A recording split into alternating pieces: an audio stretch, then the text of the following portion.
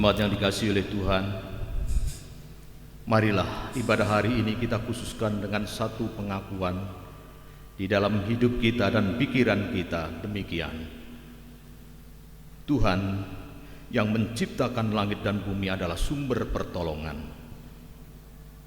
Oleh karena itu, kasih, karunia dan damai sejahtera dari Allah Bapa kita dan Tuhan Yesus Kristus ada pada saudara sekalian. Amin. Jemaat dipersilakan duduk kembali. Jemaat Tuhan, penyertaan dan perlindungan Tuhan tentu selalu kita rasakan, sehingga kita diajak untuk meninggikan Tuhan. Mari kita puji namanya melalui pelengkap kidung jemaat nomor 2. Kita nyanyikan 2 kali, mulia mulia namanya. Yeah.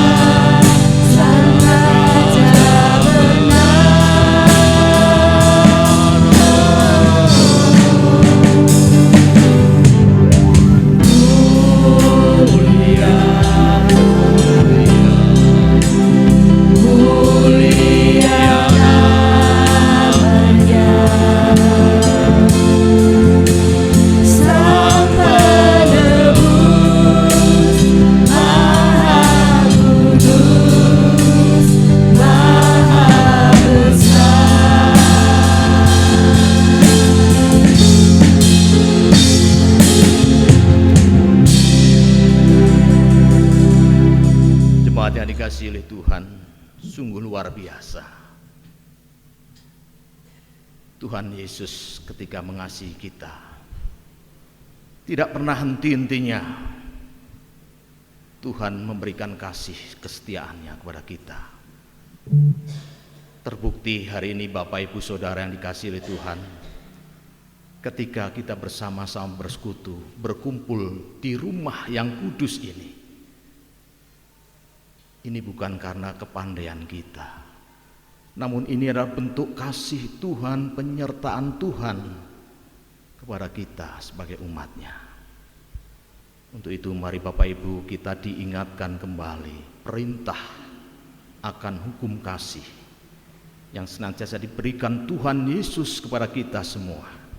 Adapun perintah hukum kasih pada pagi hari ini akan saya ambilkan dari Matius pasal 22 ayat 36 sampai dengan ayat yang ke-40 sebagai perintah hukum kasih bagi kita semua. Demikian bunyi firman-Nya. Guru, hukum manakah yang terutama dalam hukum Taurat? Jawab Yesus kepadanya, kasihilah Tuhan Allahmu dengan segenap hatimu dan dengan segenap jiwamu dan dengan segenap akal budimu.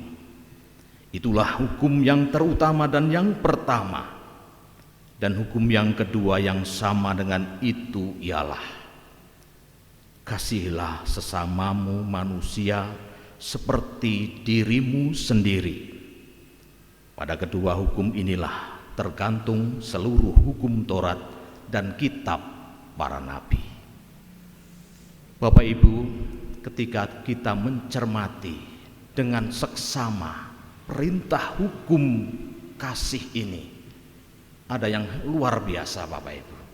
Di situ ada sebuah keseimbangan, balancing, mengasihi Tuhan dan mengasihi sesama, horizontal dan vertikal. Namun Bapak Ibu, ketika kita menyadari akan keterbatasan kita, perintah hukum kasih ini tentunya belum bisa kita laksanakan dengan sempurna karena keterbatasan kita sebagai manusia. Oleh karena itu Bapak Ibu, mari kita mengakui kekurangan kita di hadapan Allah.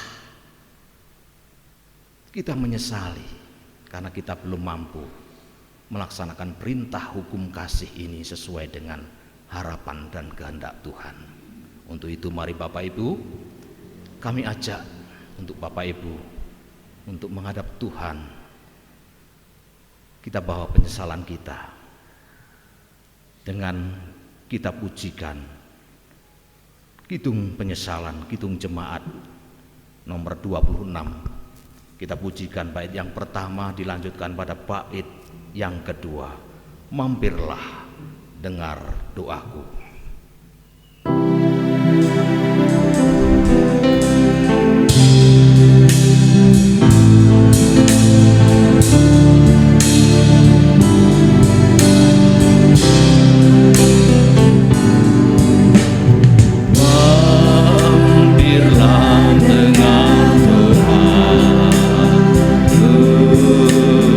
Yesus menebus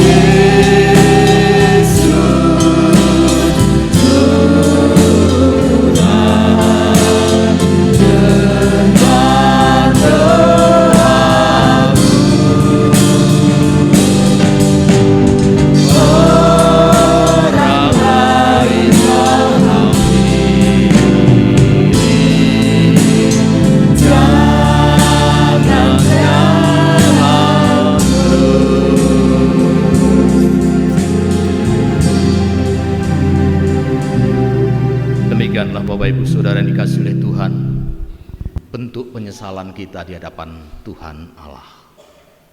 Ketika kita benar-benar dan bersungguh-sungguh menyesali kekurangan kita, ketika kita belum mampu melaksanakan hukum kasih dengan sempurna,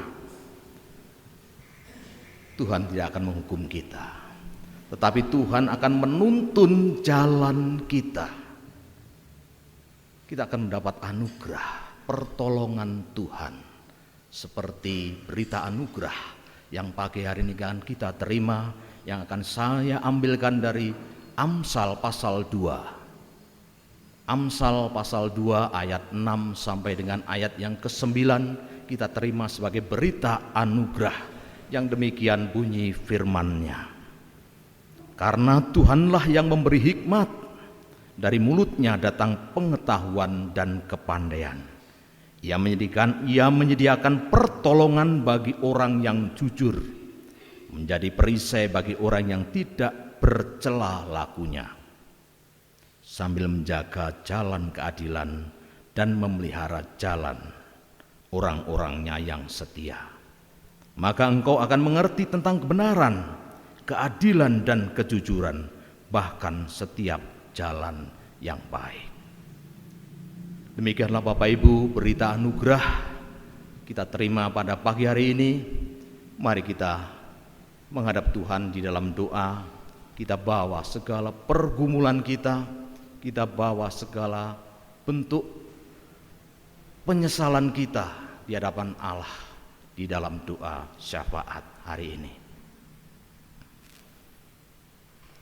Bapa Surgawi, Engkaulah Tuhan satu yang kami sembah, kami puji, kami muliakan di dalam nama Tuhan Yesus Kristus.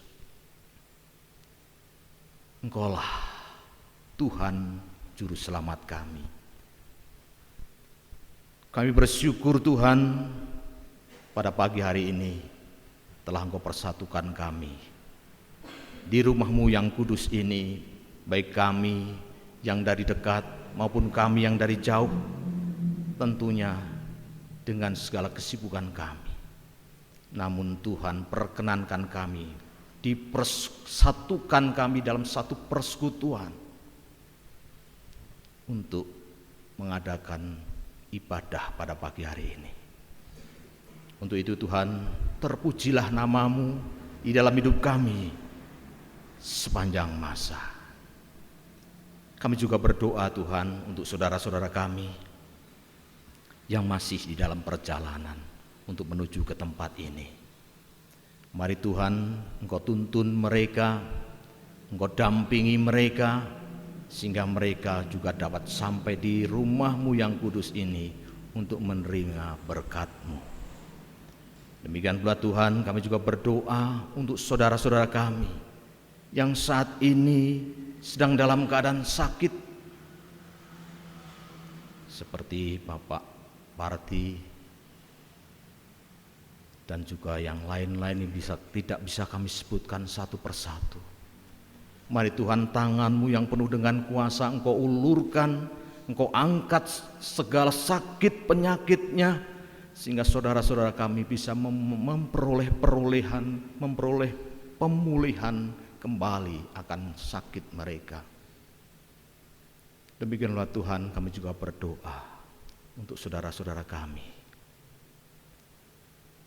kesepuhan kami, baik yang saat ini bisa hadir di tempat ini bersama-sama dengan kami, ataupun yang tidak bisa hadir karena keterbatasan fisik mereka. Mari Tuhan, tangan kasih-Mu yang penuh dengan kuasa Engkau datang menghampiri mereka, menghibur mereka, menguatkan mereka, sehingga kesepuhan kami yang akan memasuki pada usia tua dapat merasakan damai sejahtera dari-Mu saja Tuhan. Mari Tuhan, walaupun kesepuhan kami secara fisik mungkin lemah, namun kami mohon Tuhan, kuatkanlah iman para kesepuhan kami, sehingga di dalam memasuki masa-masa tua mereka Tuhan, mereka semakin mengakar kuat akan pertolongan-Mu saja, sehingga damai sejahtera menyertai mereka. Demikian pula Tuhan, kami juga berdoa untuk anak-anak kami yang saat ini masih dalam bangku sekolah, dari tataran paling kecil PAUD sampai dengan perguruan tinggi. Mari Tuhan, berikanlah roh hikmat kepada mereka, kepandaian kepada mereka, sehingga mereka bisa memberikan dan membagi waktu dengan benar dan baik, sehingga dalam belajar mereka dapat memperoleh hasil yang maksimal, sehingga apa yang menjadi cita-cita dari anak-anak kami melalui pendidikan ini bisa diraih. Juga berdoa Tuhan untuk anak-anak kami yang saat ini sedang mencari pekerjaan. Mari Tuhan, Kau tunjukkan pekerjaan yang sesuai dengan yang talenta Tuhan berikan kepada mereka, sehingga anak-anak kami boleh mengembangkan bakat mulai pekerjaan yang mereka geluti, sehingga di dalam melaksanakan kehidupan anak-anak kami senantiasa memuji dan memuliakan nama-Mu. Kami juga berdoa untuk para orang tua yang Tuhan pakai sebagai saluran berkat tercurah atas keluarga-keluarga mereka. Tentunya kami berdoa untuk pekerjaan yang digeluti oleh para orang tua, baik sebagai pedagang, baik sebagai petani, wira swasta, ASN, TNI, Polri dan sebagainya. Mari Tuhan, segala pekerjaan yang digeluti oleh para orang tua ini Engkau berkati, Engkau campur tangan, dan Engkau senantiasa menyediakan berkat melalui pekerjaan mereka, sehingga apapun yang menjadi kebutuhan dari keluarga tercukupi, dari hal yang terkecil sampai dengan hal yang besar. Kami juga berdoa Tuhan untuk para pemuda-pemudi kami yang sudah memasuki umur untuk dalam memasuki rumah tangga. Mari Tuhan, Engkau berikanlah jodoh yang sepadan, berikanlah jodoh yang seiman sesuai dengan kehendak-Mu, sehingga anak-anak kami boleh memperoleh jodoh sesuai dengan kehendak Tuhan. Tuhan, tentunya kami juga berdoa untuk segala program yang ada di dalam gereja kami, baik program dari majelis, program dari komisi, program dari panitia, semuanya Tuhan, terlebih memasuki masa-masa di mana banyak sekali kegiatan-kegiatan gerejawi.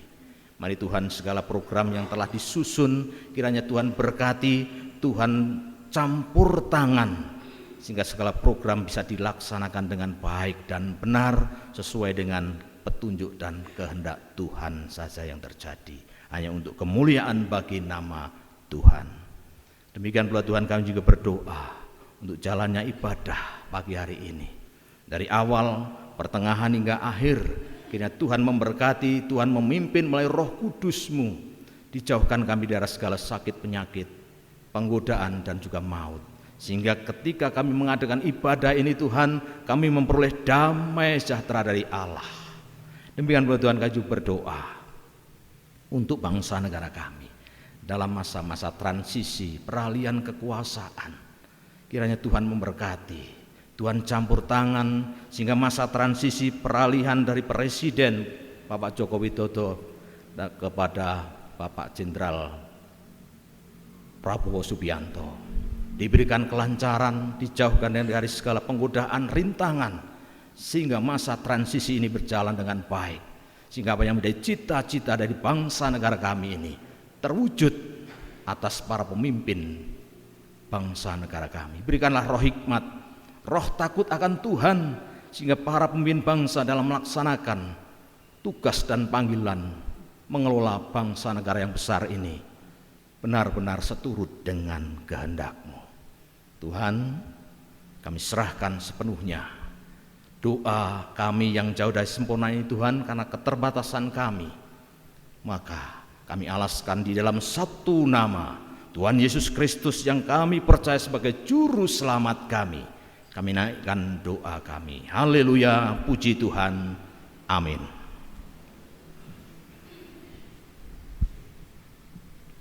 Jemaat Tuhan, pemeliharaan Tuhan sungguh nyata dalam kehidupan kita. Mari kita bersyukur dengan mengumpulkan persembahan diiring pujian Bapa kupersembahkan.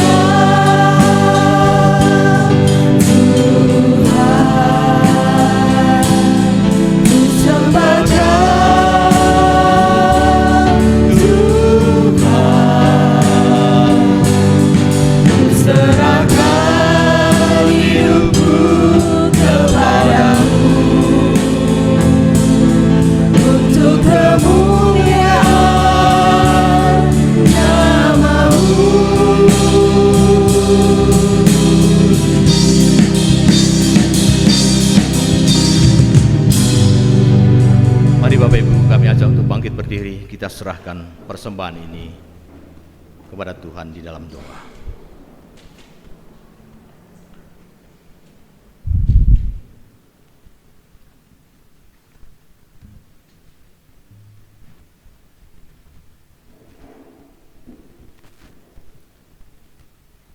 Kembali kami menghadap kehadirat-Mu, Tuhan Yesus, dengan segala rendah hati kami dan ucapan syukur kami menghadap kehadirat Engkau kembali, Tuhan.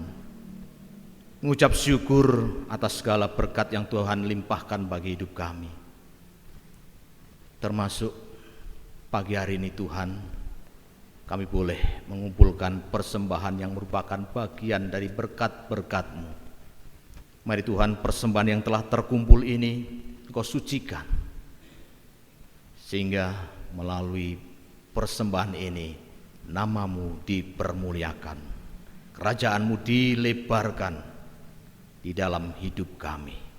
Kami juga berdoa untuk saudara kami yang Tuhan pilih untuk mengelola persembahan ini. Mari Tuhan, Engkau sendiri akan memberkati, Engkau sendiri akan campur tangan, melingkupi mereka dengan roh hikmat, sehingga apa yang mereka kerjakan, apa yang mereka sampaikan hanya untuk kemuliaan Nama-Mu. Demikianlah Tuhan, ketika sebentar lagi kami akan menerima taburan benih firman-Mu. Mari Tuhan, Engkau hadir, Engkau memberkati melalui Roh Kudus-Mu, Engkau sucikan hati, pikiran dan angan-angan kami, sehingga firman-Mu boleh kami terima sebagai pelita bagi hidup kami. Demikian pula Tuhan kami yang Tuhan pilih untuk menyampaikan kebenaran firman-Mu. Kami menyadari Tuhan akan dosa dan kekurangan kami. Untuk itu Tuhan, dengan segala kerendahan hati Engkau perlengkapi kami Tuhan dengan roh hikmat-Mu, sehingga ketika kami berkata-kata hanya kebenaran firman-Mu yang kami sampaikan. Berfirmanlah Tuhan, kami siap untuk mendengarkan.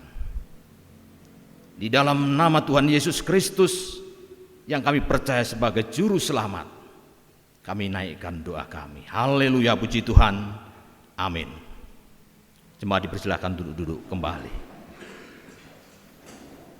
Bapak Ibu jemaat yang dikasihi oleh Tuhan, mari kita persiapkan Alkitab kita buka bersama-sama, kita baca bersama-sama, kita renungkan bersama-sama, dan kita cermati bersama-sama firman Tuhan pada hari ini yang akan saya ambilkan dari Lukas pasal 16 ayat 1 sampai dengan ayat yang ke-13. Lukas pasal 16 ayat 1 sampai dengan ayat yang ke-13. Bapak Ibu, saudara yang dikasihi oleh Tuhan, bacaan firman pada pagi hari ini dibagi menjadi 2 perikop.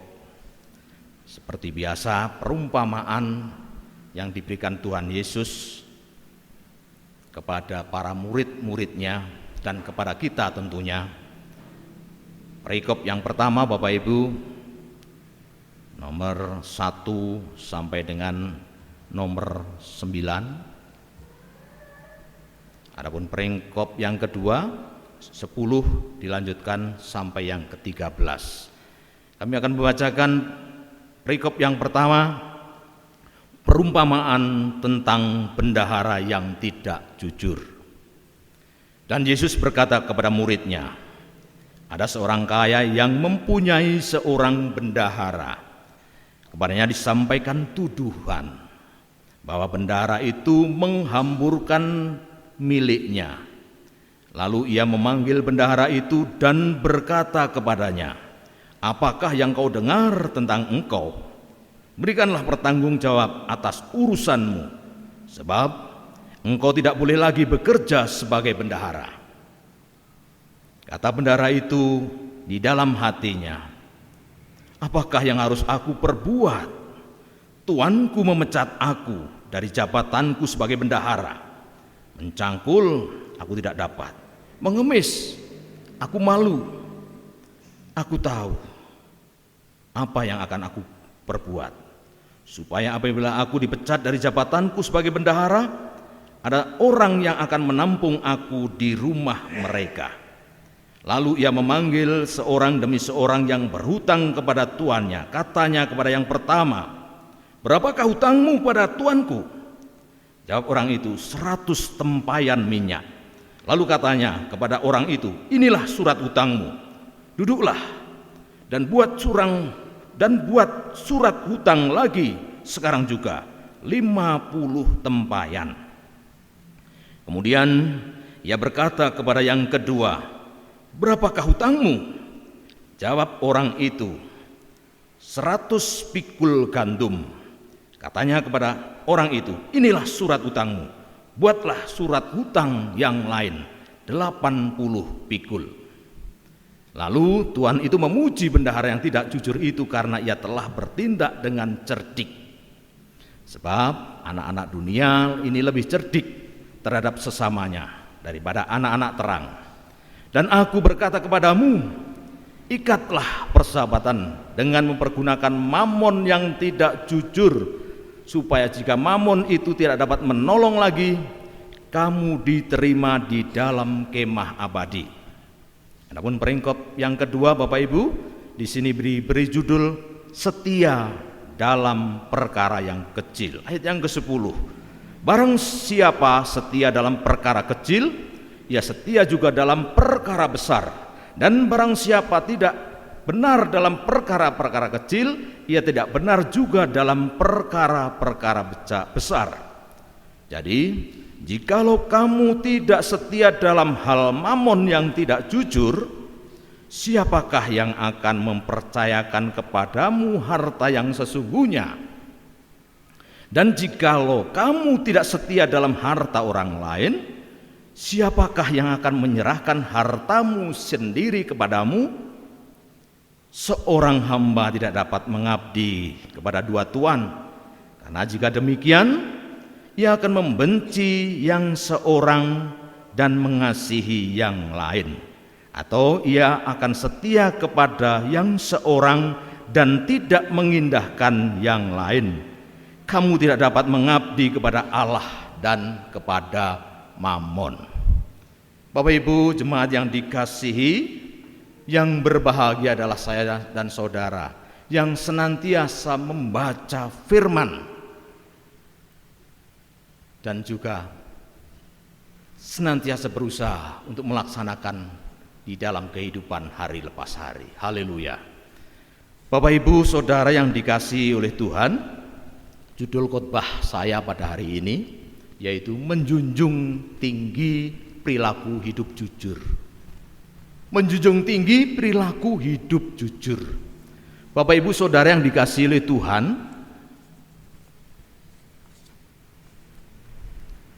ada sebuah ilustrasi apa atau yang dimaksud dengan kejujuran itu.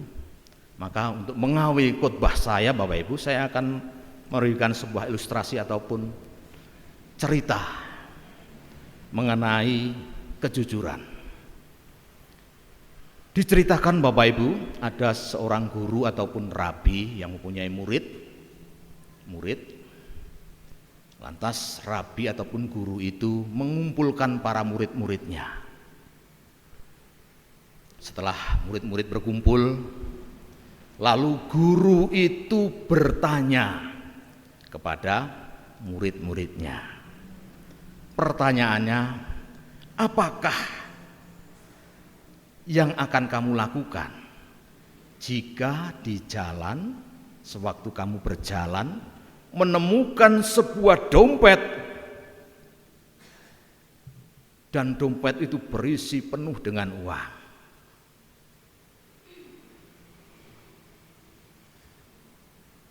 Lalu seorang murid sebelum itu langsung ada yang menjawab, angkat tangan, saya guru, saya akan menjawab. Mereka berkata dengan lantang, murid yang pertama, akan saya segera kembalikan kepada pemiliknya. Itu jawaban pada murid yang pertama yang langsung menjawab. Lantas gurunya manggut-manggut. Namun di dalam manggut-manggut itu guru bertanya, dalam batin guru itu, apakah iya murid yang pertama itu akan mengembalikan? Karena dia dengan spontan langsung menjawab. Mungkin untuk meyakinkan hatiku, sang guru itu mungkin suatu kali akan bertanya lagi kepada anak, apa benar apa yang kamu katakan, akan segera langsung mengembalikan? Belum sampai guru itu terheran-heran, murid yang kedua langsung angkat tangan, guru, saya akan menjawab. Apa jawaban? Kalau saya guru, dompet akan saya ambil. Akan saya ambil juga uangnya untuk diriku. Kalau tidak ada orang yang melihat, aku tidak akan mengembalikan dompet itu. Lantas guru manggut-manggut. Dalam hatinya guru juga berkata, mungkin lidah murid itu benar dalam menjawab akan mengambil. Namun di sisi lain hatinya tidak benar.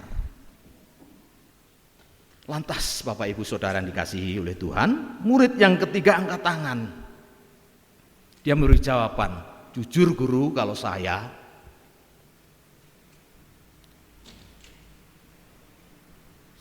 yakin bahwa saya mungkin akan tergoda untuk memiliki uang tersebut. Namun Bapak Ibu, si murid yang ketiga itu berkata juga, dia berkata jujur mungkin akan memiliki, akan mengambil. Namun di satu sisi juga hatinya merasa tidak tentram ketika dia mengatakan itu. Maka sebelum aku memutuskan, saya akan berdoa dulu kepada Tuhan, mohon petunjuk supaya Tuhan berkenan memberikan aku kekuatan melawan godaan. Karena aku menganggap bahwa ini adalah godaan. Ketika aku mengambil, mungkin orang yang kehilangan mencarinya. Maka saya akan mengambil keputusan setelah saya berdoa, supaya saya tidak mengambil itu. Maka saya berdoa kepada Tuhan, memohon petunjuk supaya saya tidak tergoda mengambil dompet itu. Bapak Ibu, dari ketiga contoh itu Bapak Ibu, tentunya kita bisa menjawab bahwa yang benar dan jujur adalah murid yang ketiga. Bapak Ibu Saudara yang dikasihi oleh Tuhan, jujur kalau dalam KBBI itu sebagai hidup yang lurus, tidak berbohong. Tidak berbohong artinya berkata apa adanya. Ataupun bentuk lain dari jujur adalah sikap tidak curang. Jadi definisi jujur Bapak Ibu, berkata benar, hidup tidak curang, itu yang dinamakan dengan jujur. Bapak Ibu Saudara yang dikasihi oleh Tuhan, ketika kita kembali pada konteks firman Tuhan hari ini, sebenarnya Bapak Ibu, ketika saya membaca pertama dari perumpamaan ini, saya bingung Bapak Ibu. Terus terang saya bingung. Karena ada firman Tuhan pada pasal-pasal dan pada pasal-pasal ini yang saya kurang mengerti. Ketika kita membaca sepintas Bapak Ibu di sini, pada ayat-ayat tertentu tentu kita akan dibuat bingung. Namun Bapak Ibu, ketika kita membaca flashback ke belakang, sebenarnya perumpamaan-perumpamaan ini juga sudah dilakukan oleh Tuhan Yesus, terkhusus ketika kita membaca pada pasal-pasal sebelumnya. Pasal 15 contohnya Bapak Ibu, di situ ada perumpamaan tentang domba yang hilang, perumpamaan tentang anak yang hilang, perumpamaan tentang dirham yang hilang. Di situ menggambarkan dalam pengajaran Tuhan Yesus memang selalu menggunakan perumpamaan. Berkait dengan konteks hari ini Bapak Ibu, dikisahkan di sini, diceritakan ada seorang bendahara Bapak Ibu. Bendahara yang dituduhkan kepada bendahara itu menghambur-hamburkan uang. Menghambur-hamburkan uang. Jadi yang pertama, bendahara itu diberi kepercayaan sebagai bendahara oleh tuannya yang kaya raya, tetapi dia menghambur-hamburkan uang. Yang pertama, sehingga ketika dia diminta pertanggungjawabannya, bendahara itu diancam akan dipecat karena tidak bisa melaksanakan tugas yang diberikan tuannya mengelola keuangan dengan baik, malah justru menghambur-hamburkan uang. Itu yang kesalahan yang pertama Bapak Ibu. Adapun yang kedua Bapak Ibu, saya mencatat bahwa bendahara tersebut melakukan kesalahan yang kedua, yaitu dengan mendatangi ketika dia diancam untuk dipecat, malah dia berpikir dengan keras. Akhirnya dia menemukan ide, mungkin cemerlang, mungkin cerdik, dianggap cerdik bagi orang lain, bagi anak-anak duniawi, yaitu dengan melakukan manipulasi,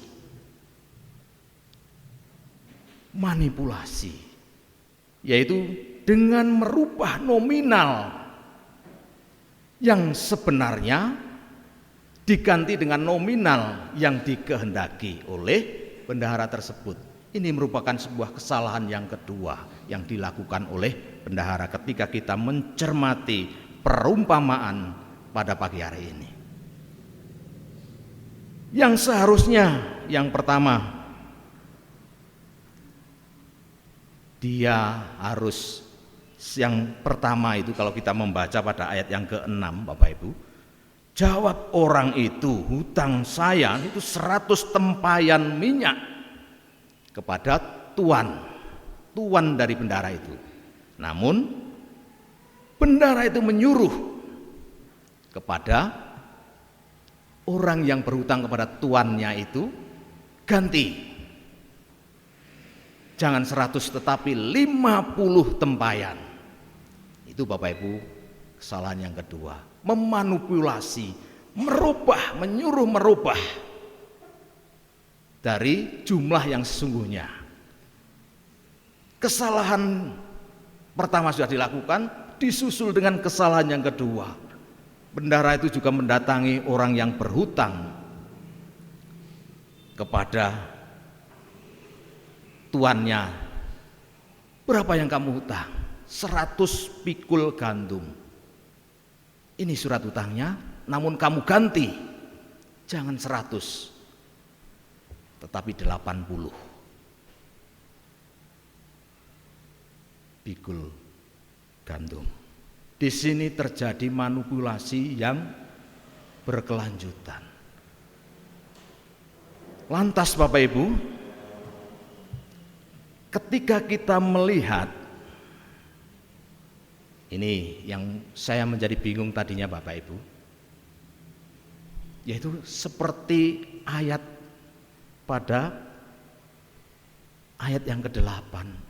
Lalu tuan itu memuji bendahara yang tidak jujur itu karena bertindak cerdik. Sebab anak-anak dunia lebih cerdik terhadap sesamanya. Artinya Bapak Ibu, kenapa? Bendahara yang curang tetapi dianggap cerdik oleh tuannya. Namun Bapak Ibu, ketika saya kembali membaca dengan seksama, meneliti dengan seksama, di situ tidak hanya tuannya itu memuji, hanya berhenti, tetapi ada kelanjutannya. Sebab anak-anak dunia lebih cerdik terhadap sesamanya daripada anak-anak terang. Artinya Bapak Ibu, ini yang membedakan. Mungkin bendahara itu bisa mengelabui terhadap orang-orang dunia. Mungkin bendahara itu bisa memanipulasi, mengganti. Bahkan mungkin dengan harapan dia mendapat simpati dari orang yang berhutang. Namun kenyataannya Bapak Ibu, ketika kita melanjutkan, inilah kunci. Mungkin dia hanya bisa mengelabui anak-anak dunia, tetapi tidak bagi anak-anak terang. Ini kunci Bapak Ibu. Bapak Ibu Saudara yang dikasihi oleh Tuhan, ayat selanjutnya ini juga sedikit kontroversi Bapak Ibu. Ayat yang ke-9, dan aku berkata kepadamu, ikatlah persahabatan dengan mempergunakan mamon yang tidak jujur, supaya jika mamon itu tidak dapat menolong lagi, kamu diterima di dalam kemah abadi. Kenapa Bapak Ibu Tuhan Yesus menyuruh kita untuk mengikat persahabatan dengan mamon yang tidak jujur Bapak Ibu? Bapak Ibu Saudara yang dikasihi oleh Tuhan, saya akan menjelaskan sedikit apa yang dimaksud dengan mamon. Mamon Bapak Ibu, setelah saya mencermati dan membaca, mamon itu berasal dari kata Arab, dari bahasa Aram Bapak Ibu. Dan mamon sendiri itu kata yang asli dari bahasa Aram. Adapun bahasa Aram ataupun suku Aram itu hidup di antara Irak dan Suriah yang ada di Timur Tengah. Pada waktu itu di wilayah Babilonia sampai Mediterania. Itu kehidupan dari bangsa ataupun suku-suku Aram. Mamon itu dari bahasa Aram asli yang diterjemahkan yaitu merupakan suatu harta benda. Mamon itu kalau diterjemahkan di dalam KBBI Bapak Ibu, itu berarti harta benda ataupun uang. Dan ini yang menarik Bapak Ibu, ketika Tuhan Yesus juga mengatakan ataupun memberikan pengajaran tentang perumpamaan ini juga tidak hanya didengar oleh murid-murid saja pada waktu itu. Namun ketika Yesus mengajarkan tentang perumpamaan ini, di situ juga hadir, juga didengar oleh orang-orang Yahudi dan orang-orang Farisi. Kita tahu Bapak Ibu bahwa orang-orang Farisi itu orang-orang yang jempolan ketika dia menguasai dalam hal-hal hukum-hukum Taurat. Ahlinya orang-orang Farisi. Namun Bapak Ibu, di satu sisi orang Farisi juga mempunyai kelemahan, yaitu dia juga sebagai hamba uang, hamba mamon. Karena orang-orang Farisi ini dalam mempergunakan uang itu hanya untuk memuaskan dirinya sendiri. Bahkan orang-orang Farisi Bapak Ibu, dia sangat cerdik, lihai dalam menutupi, dalam berkamuflase. Dia memang ahli di dalam hukum Taurat, namun dia mengelabui dengan keahlian itu, mengelabui Allah. Dia memakai dengan jubahnya, dengan seakan-akan dia seorang agamais. Dia mengaplikasi ataupun dia melaksanakan hukum kamuflase, mengelabui Allah, menutupi kekurangannya dengan jubahnya, berlindung di balik jubahnya, tetapi dia hamba mamon. Bapak Ibu Saudara yang dikasihi oleh Tuhan, ayat 9 ini sebenarnya sebuah frasa Bapak Ibu, bahwa sebenarnya ketika kita menjadi anak-anak terang, kita juga tidak mudah hidup di dalam kehidupan dunia ini. Itu merupakan sebuah frasa di mana Tuhan memberikan peringatan bahwa Tuhan memberikan firman-Nya, dan aku berkata kepadamu, ikatlah persahabatan dengan mempergunakan mamon yang tidak jujur. Artinya bahwa kita tidak bisa lepas dari kehidupan ini. Yang pertama Bapak Ibu, bahwa kita adalah sebagai makhluk sosial. Tentunya makhluk sosial tidak bisa hidup sendirian. Tentunya kita hidup selalu membutuhkan partner. Dan kita tidak tahu partner itu anak-anak terang ataupun partner itu anak-anak duniawi. Namun di sini Bapak Ibu,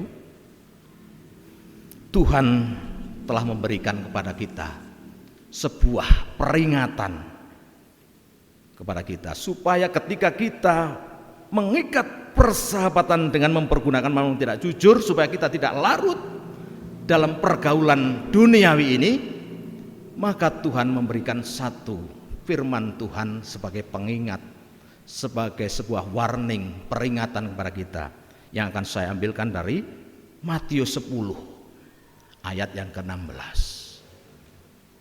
Matius 10 ayat 16 merupakan peringatan bagi kita ketika kita juga harus hidup di dalam pergaulan kepada orang-orang duniawi, yaitu, lihatlah aku mengutus kamu seperti domba ke tengah-tengah serigala. Sebab itu hendaklah kamu cerdik seperti ular dan tulus seperti merpati. Jadi Bapak Ibu, ketika kita sebagai makhluk sosial yang tidak bisa lepas dari kehidupan duniawi, tentunya kita diperingatkan oleh firman Tuhan melalui Matius 10 ayat yang ke-16. Supaya kita cerdik, bukan licik, tetapi cerdik di sini yang diharapkan oleh Tuhan adalah cerdas dan terdidik. Cerdas artinya kita menggunakan IQ, terdidik ketika itu kita selalu mendengarkan firman Tuhan, bukan licik seperti yang dilakukan oleh bendahara yang tidak jujur tersebut. Maka Bapak Ibu, bahwa kehidupan itu tidak bisa berhenti. Dan kita tidak bisa membuat suatu komunitas hidup tersendiri dengan anak-anak terang saja. Tetapi kita sebagai bangsa negara, warga bangsa, tentunya kita membaur. Namun yang membedakan adalah kita anak-anak terang. Anak-anak terang diperlengkapi dengan satu firman Tuhan, harus cerdik seperti ular dan tulus seperti merpati. Cerdik yang terdidik dan cerdas. Tulus artinya kita melakukan apa adanya, tanpa neko-neko, tanpa memarap, tanpa merubah ketika kita menjadi apa yang diinginkan oleh Tuhan. Bapak Ibu, ketika kita melihat dari ini, lantas sikap kita menyikapi kehidupan ini bagaimana? Saya akan membuat satu gambaran Bapak Ibu. Yang pertama adalah bendahara dunia. Dan yang kedua adalah bendahara terang. Dan ini mungkin kita bisa melihat apa toh bendahara dunia. Bendahara dunia tentunya seperti yang kami uraikan tadi, yaitu bendahara yang menghambur-hamburkan uang, bendahara yang menggelapkan uang, bendahara yang merubah nominal sesuai dengan kehendaknya. Itu yang dinamakan dengan bendahara duniawi. Adapun bendahara terang Bapak Ibu, itu harus dilandasi dengan dua hal pula. Dua hal yang harus dipunyai ketika kita ingin menjadi bendahara-bendahara terang. Yang pertama yaitu harus dilandasi oleh sikap setia. Setia Bapak Ibu ketika itu diterjemahkan dalam bahasa Yunani artinya pistos. Setia itu dalam bahasa Yunani disebut pistos Bapak Ibu. Ketika diterjemahkan dalam KBBI artinya dapat dipercaya. Itu yang menjadi landasan yang pertama. Setia, pistos, dapat dipercaya. Yang kedua yaitu benar. Benar kalau di dalam bahasa Yunani disebut dikaios. Kalau diterjemahkan dalam bahasa Indonesia dalam KBBI Bapak Ibu yaitu adil dan jujur. Maka ada perbedaan yang cukup jauh antara bendahara dunia dan bendahara terang. Bendahara dunia jelas orientasinya uang. Orientasinya adalah kelicikan. Namun ketika disandingkan dengan bendahara duniawi, ada perbedaan yang mencolok. Harus dilandasi sikap setia. Harus dilandasi dengan sikap yang benar. Dapat dipercaya. Dan adil dan jujur. Maka Bapak Ibu Saudara dikasihi oleh Tuhan, ini sangat luar biasa ketika kita bisa melaksanakan firman Tuhan hari ini. Karena Bapak Ibu, jelas bahwa kita tidak bisa hidup memilih, membuat satu komunitas sendiri. Tetapi kita harus hidup membaur di dalam kehidupan masyarakat yang bermacam-macam. Maka ketika kita hidup dalam kehidupan yang bermacam-macam, tentu firman Tuhan ini akan sangat berharga. Karena di dalam firman Tuhan ini jelas Bapak Ibu bahwa kesetiaan, kejujuran, integritas itu yang diharapkan oleh Tuhan Yesus di dalam kehidupan kita sebagai anak-anak terang. Sehingga ketika kita hidup di dalam kehidupan nyata, justru kita bisa menerangi kepada sesama. Kita bisa berlaku jujur, kita bisa berlaku benar ketika kita diberikan satu perkara, entah itu perkara kecil, entah itu perkara besar.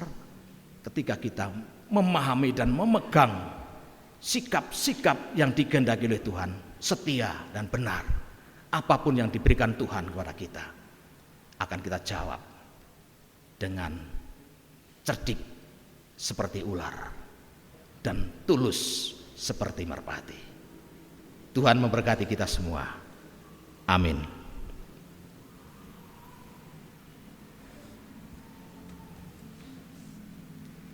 Mari Bapak Ibu, kita kembali menghadap kehadirat Tuhan.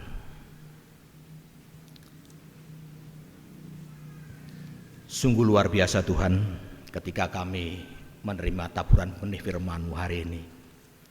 Merupakan sebuah pembelajaran yang luar biasa.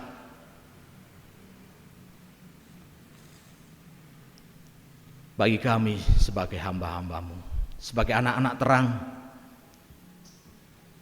di mana kami juga harus hidup membaur sebagai makhluk sosial.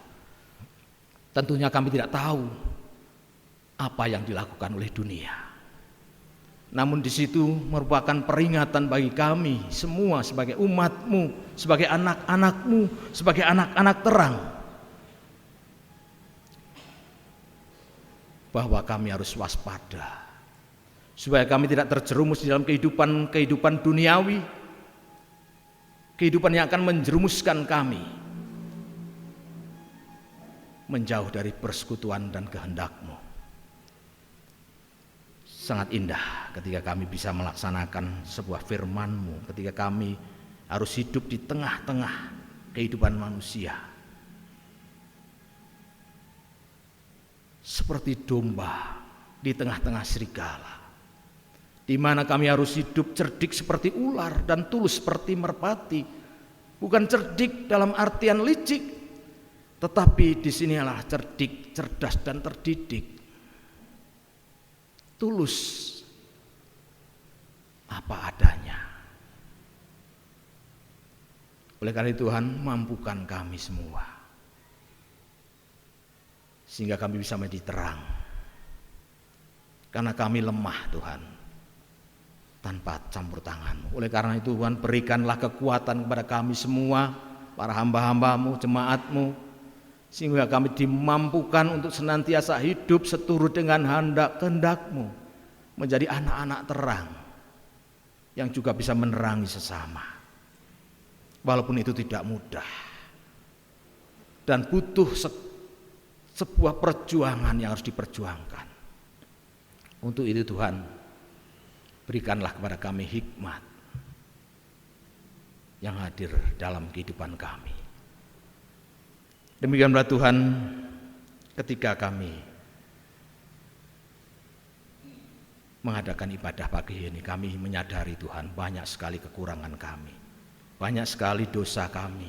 Untuk itu ampunilah dan sempurnakanlah ibadah pada pagi hari ini, sehingga melalui ibadah pagi hari ini hanya untuk kami persembahkan bagi kemuliaan nama-Mu. Demikianlah Tuhan, ketika kami akan mengakhiri ibadah pagi hari ini dan kami akan pulang ke rumah kami masing-masing, baik kami yang jauh maupun kami yang dekat. Mari Tuhan, Engkau sendiri akan memimpin kami, menolong kami, menjaga kami, sehingga kami boleh sampai di rumah kami masing-masing dalam keadaan damai sejahtera. Tuhan, kami serahkan doa ini di dalam satu nama, Tuhan Yesus Kristus. Kami percayai sebagai juru selamat kami. Kami naikkan doa kami. Haleluya, puji Tuhan, amin.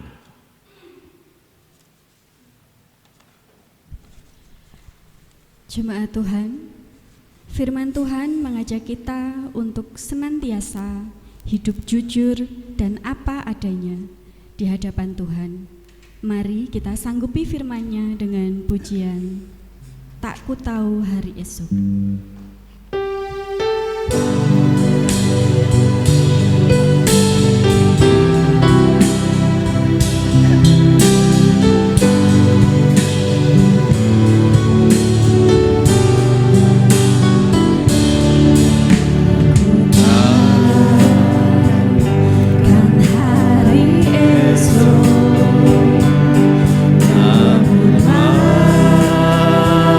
Kau tegar